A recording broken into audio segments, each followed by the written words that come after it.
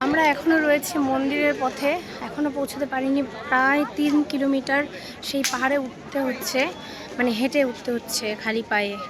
একে তো প্রচণ্ড গরম আর দুই হাঁটা যাচ্ছে না, মানে কি বলবো। যাই হোক, মায়ের নাম করতে করতে উঠছি।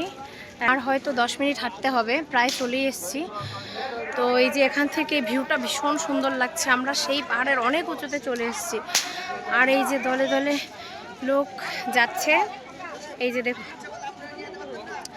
আর এই যে আমরা সবাই এখানে রেস্ট করছি একটু। জানুও রেস্ট করছে, এই যে বসে আছে। জানু আমাদের সবার থেকে বেশি স্ট্রং, সবার থেকে। জানু দেখো, এইদিকে, আমি এই সাইডে।